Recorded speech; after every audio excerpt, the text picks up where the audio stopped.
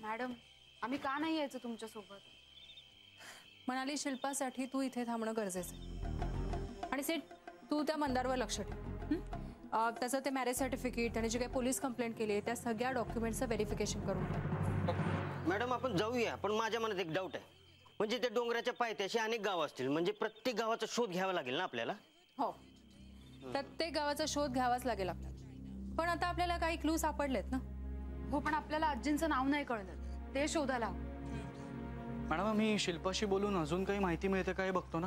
हो, पण तिला त्रास होणार नाही याची काळजी घ्या। म्हणाली तुला कळतंय ना मी काय म्हणते? बरं बंडू, आपल्याला उद्या पहाटेच निघायचं आहे। अहो तुम्ही म्हणत असाल तर आत्ता जाऊया। अहो बहिर्जी नायकांच्या सगळ्या मोहिमा रात्री असायच्या, आम्ही बहिर्जी नायकांचे वंशज बंडूजी नाईक, आम्ही कसं माग पडू? वंशजवीर बास झालं आता, ते बहिर्जी नाईक होते, आपण बंडोबा, विसरू नका। माय शिल्प बंडूजी। बरं, खूप उशीर झालाय आणि पहाटे निघायचंय, झोपा आता।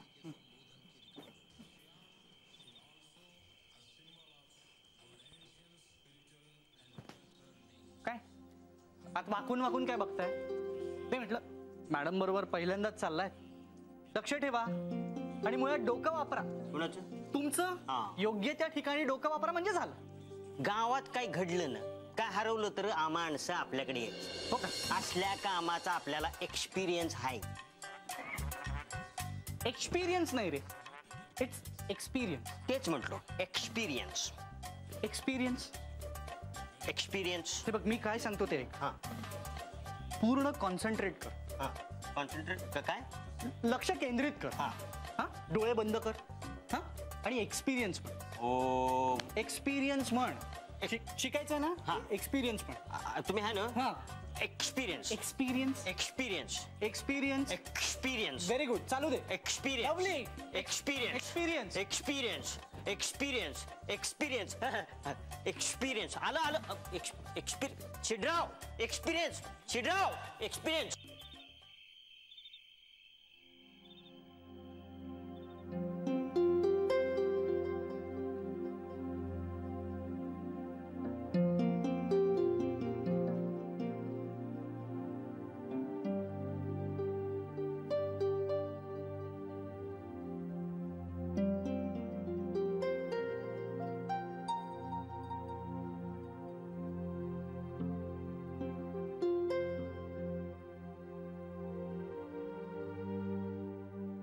अजूनही शिल्पाबद्दलच विचार करतेस?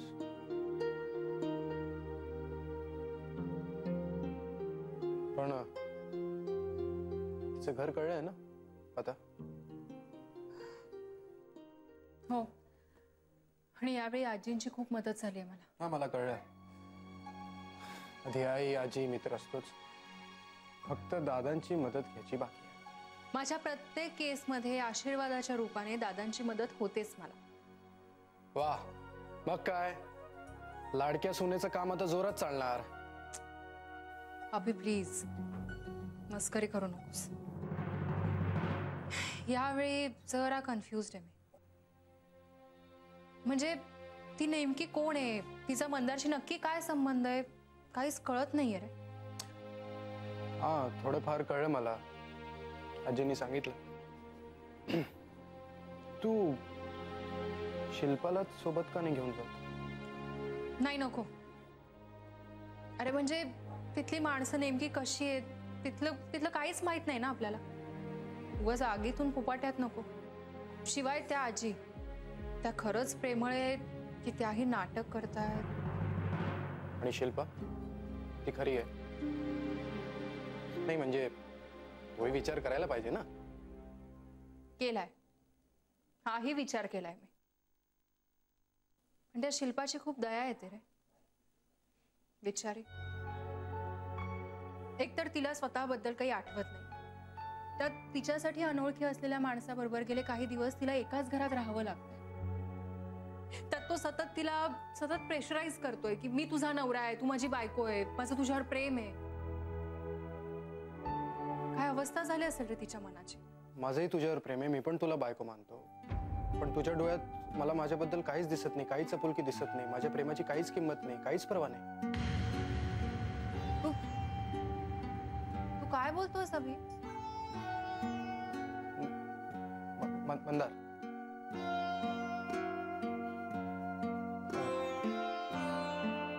मंदार शिल्पाबद्दल काय विचार करत असेल असा मी विचार करतो. अस्मिता, मंदार वाईटच आहे असं कशावर? पण त्याची बाजू खरी असू शकते. अभि, तुला नेमकं काय म्हणायचंय?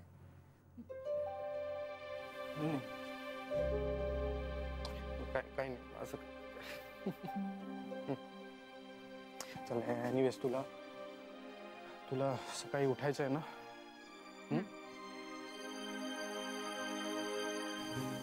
झोप.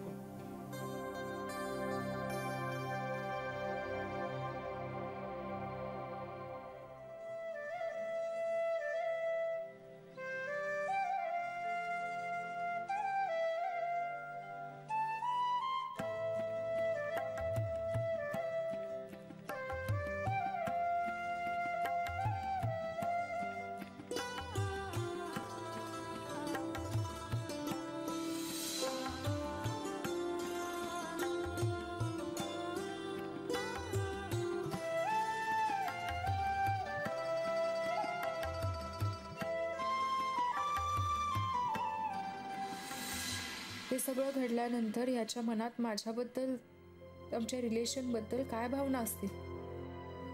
आता बेड सेपरेट कर असं कसं सांगू याला?